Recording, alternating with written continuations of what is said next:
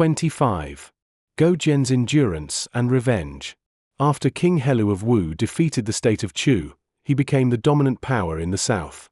However, Wu had long been at odds with its neighboring state, Yu, whose capital was in present-day Shaanxi, Zhejiang.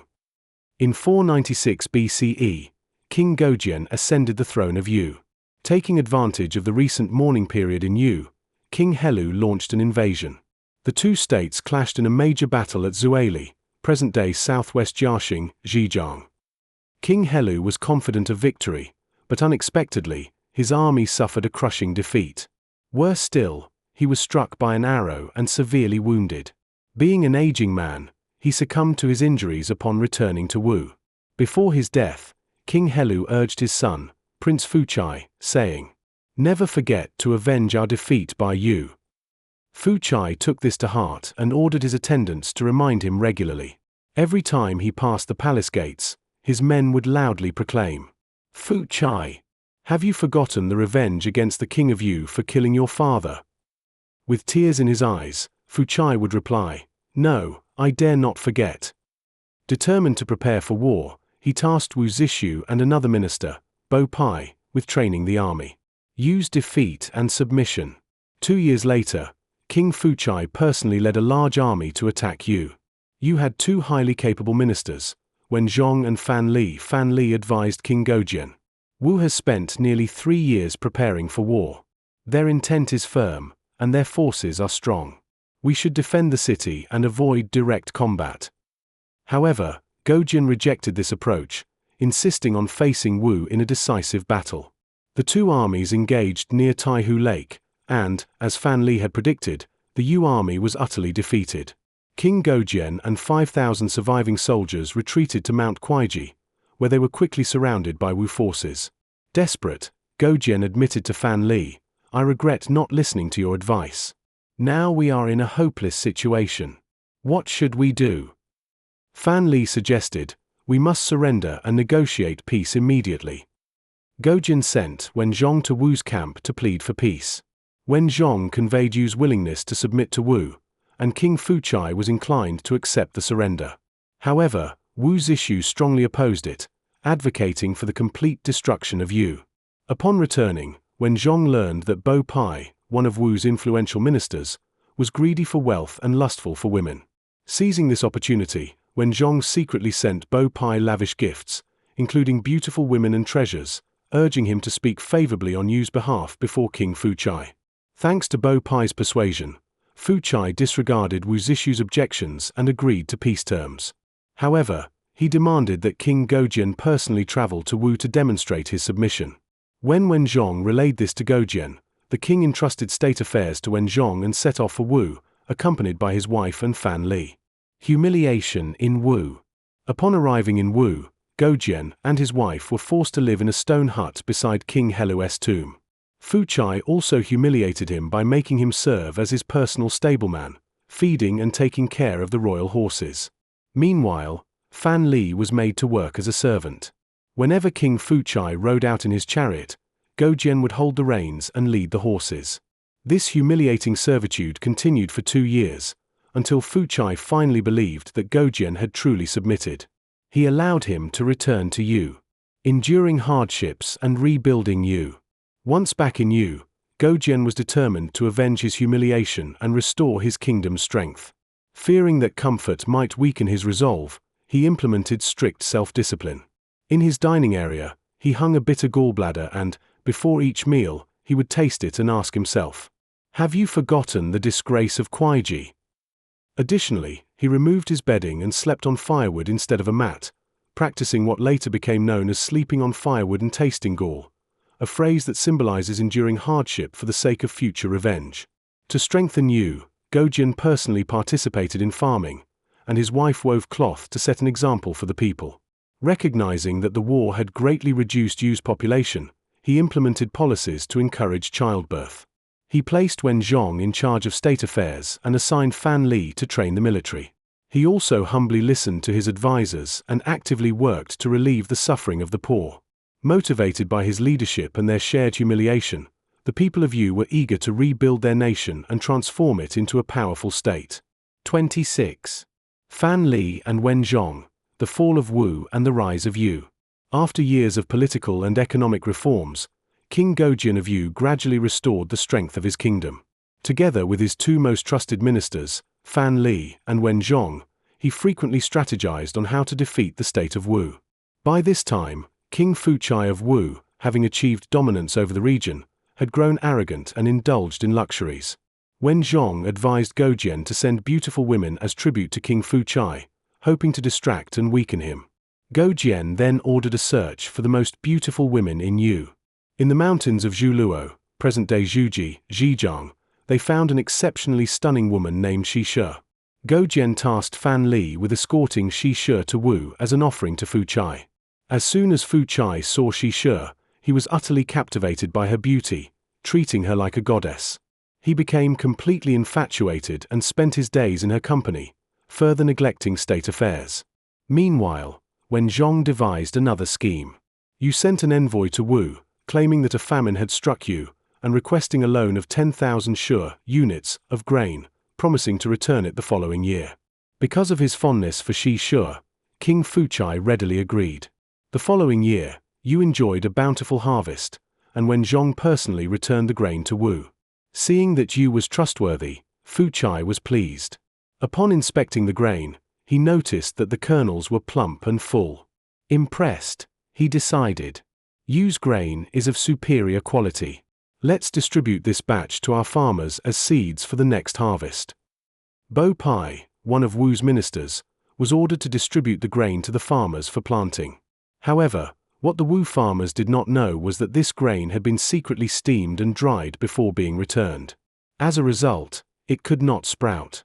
In the spring, the farmers sowed the seeds and waited, but after several weeks, nothing grew. At first, they assumed the seeds would take longer to germinate, but soon, all the seeds rotted in the soil. By the time the farmers realized something was wrong and tried to plant their own seeds, it was too late in the season. That year, Wu suffered a devastating famine, and the people resented Fuchai for mismanaging the food supply. They had no idea that this disaster was part of Wen Zhong's cunning plan. Wu's issues, warning and downfall. Upon hearing of Wu's famine, King Goujian considered launching an attack. However, Wen Zhong advised against it, saying, "It's too early.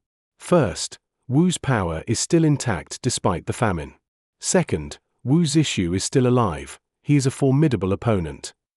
King Goujian agreed and continued training his army in preparation for the right moment. In 484 BCE, Fuchai launched a military campaign against the state of Qi. His loyal advisor Wu Zishu rushed to him and warned, "I have heard that Goujian is enduring hardships and sharing the struggles of his people. This shows that he is determined to seek revenge. If we do not destroy him now, he will become our greatest threat. I urge your majesty to attack you first before it is too late." However, Fuchai ignored the warning and proceeded to attack Qi. After winning the war, he returned to Wu in triumph.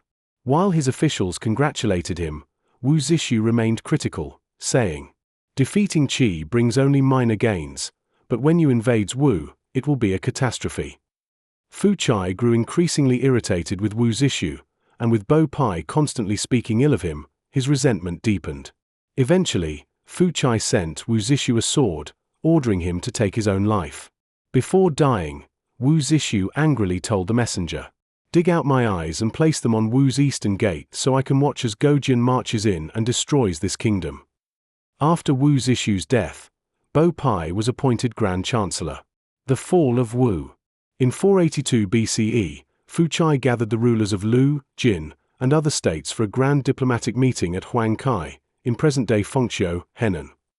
Confident in his power, he took his best soldiers with him, leaving only a weak force to guard Wu. Seizing this opportunity, Goujian launched a surprise attack on Wu's capital, Gusu. By the time Fuchai returned, his soldiers were exhausted from travel. In contrast, Yu's army had spent years training and preparing for this moment. When the two forces clashed, Wu's army suffered a devastating defeat. Desperate, Fuchai sent Bo Pai to beg Goujian for peace. After consulting with Fan Li, Goujian temporarily agreed, choosing to retreat for now. But in 475 BCE, having completed his military preparations, Goujian launched a full-scale invasion of Wu. The Wu army suffered one defeat after another, and soon Yu laid siege to the Wu capital. For 2 years, Wu was completely surrounded. With no way out, Fuchai lamented, "I no longer have the face to see Wu's issue." Covering his face with his robe, he took his own life. Goujian's final triumph. After the conquest of Wu, King Goujian sat on Fuchai's throne, receiving the surrender of Wu's officials. Among them was Bo Pai, who was confident that he would be rewarded for having helped you negotiate peace. However, Goujian coldly told him, "You were a minister of Wu. I dare not accept you as mine. You should go accompany your king." Bo Pai left in despair, but before he could escape, Goujian sent men to execute him. Having secured his dominance, Goujian led his army across the Huai River, meeting with other Central Plains rulers in Zhuzhou.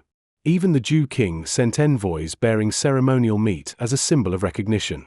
From that point on, Yu became the dominant power in the Jianghuai region, and the feudal lords acknowledged Goujian as the new hegemon. Fan Li's departure and Wen Zhong's fate. Upon returning to Yu, Goujian held a grand victory celebration, generously rewarding his officials. However, one person was missing, Fan Li. It is said that he left in secret, taking Shi Shu with him, and lived in seclusion in another state under a different name. Before leaving, Fan Li wrote a letter to Wen Zhong, warning him, "Once all the birds are hunted, the fine bow is stored away.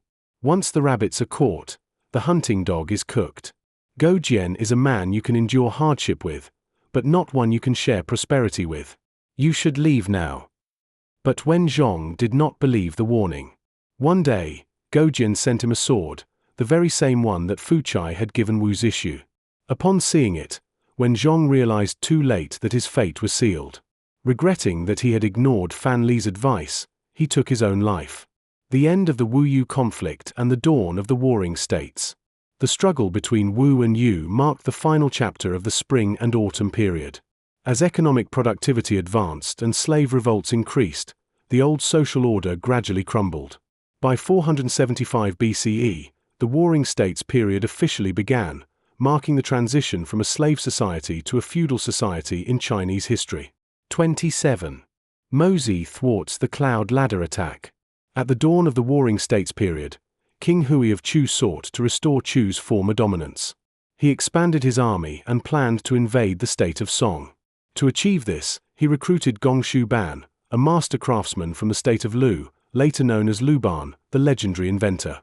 Gongshu Ban was unmatched in his woodworking skills, to the extent that competing against him in carpentry was considered foolish, a concept immortalized in the saying "wielding an axe at Luban's door," meaning to show off one's skills before a master. King Hui of Chu appointed Gongshu Ban as a minister and tasked him with designing an advanced siege weapon. Gongshu Ban invented a device even taller than siege towers, appearing as though it could reach the clouds, hence it was named the Cloud Ladder. As Gongshu Ban worked on constructing the Cloud Ladder, King Hui prepared his forces to attack Song. News of the siege weapon spread quickly, alarming other feudal states, especially Song, which feared impending disaster. Mozi's opposition and journey to Chu. Not everyone supported the invasion of Song. Among the strongest opponents was the philosopher Mozi. Mozi, whose real name was Di, was the founder of the Mohist school. He advocated frugality, hard work, and self-sacrifice, requiring his disciples to wear simple clothing and participate in labor. He believed enduring hardship was a virtue, and neglecting it was a violation of Mohist principles. Above all, Mozi opposed wars of conquest, condemning conflicts that brought suffering to common people. When he heard that Chu planned to invade Song using the Cloud Ladder, he immediately set off for Chu to dissuade King Hui from his plans. Mozi traveled day and night for 10 days, running so much that his feet developed blisters and bled. He tore off a piece of his robe to bandage his wounds and pressed on until he finally reached Yingju, the capital of Chu. His first stop was Gongshu Ban's residence. Mozi pleaded with him to stop assisting King Hui in the attack on Song. Gongshu Ban replied, "I cannot. I have already promised the king." Seeing that he could not persuade Gongshu Ban directly, Mozi requested to meet King Hui of Chu, and Gongshu Ban agreed to bring him before the king. Mozi confronts King Hui. Before King Hui, Mozi earnestly tried to change his mind, saying, "Chu's territory spans 5,000 li, rich and vast. Meanwhile, Song is a tiny land of only 500 li, poor in resources. Why, then, would a king who already possesses magnificent chariots seek to steal a broken cart? Why abandon your embroidered silk robes to take someone's old tattered coat?" King Hui acknowledged the logic of Mozi's words but remained unwilling to abandon his war plans. Gong Shu Ban, confident in his cloud ladder, also insisted that the siege would be successful. Mozi boldly challenged them, saying, "If you can attack, then I can defend. You will gain nothing from this war." To prove his point, Mozi unfastened his leather belt and laid it on the ground, using it to mark a miniature city wall. He then placed small wooden planks as siege weapons, turning the floor into a battlefield. He invited Gong Shu Ban to simulate the siege and test their military tactics. Gong Shu Ban launched his cloud ladder assault, but Mozi countered with flaming arrows to burn it down. Gong Shu Ban deployed a battering ram, but Mozi repelled it with rolling logs and boulders. Gong Shu Ban attempted tunneling, but Mozi used smoke to flush out the invaders. After 9 rounds of simulated siege, Gong Shu Ban had exhausted all of his offensive strategies, while Mozi still had many defensive techniques left. The secret Mozi had already prepared. Gong Shu Ban stood in stunned silence, unwilling to admit defeat. After a moment, he muttered, "I have thought of a way to defeat you, but I will not say it now." Mozi, smiling, replied, "I already know what you're thinking, but I won't say it either." King Hui, puzzled by their cryptic exchange, asked, "What are you two talking about?" Mozi explained, "Gong Shu Ban is thinking that if he cannot defeat my defenses, he could simply kill me. He believes that with me gone, Song will be defenseless. But he is mistaken. Before I left for Chu, I had already sent Qin Huali and 300 of my disciples to reinforce Song. Every one of them has mastered my defensive strategies. Even if I were to die here, Chu would still be unable to conquer Song." Hearing this, King Hui was deeply shaken. He had just witnessed Mozi's formidable defensive skills and now realized that Song was well prepared. Recognizing that victory was unlikely, he reluctantly abandoned his plans for war. "You are right, sir," King Hui finally conceded. "I will not attack Song." Thus, Mozi successfully prevented a war, saving Song from destruction.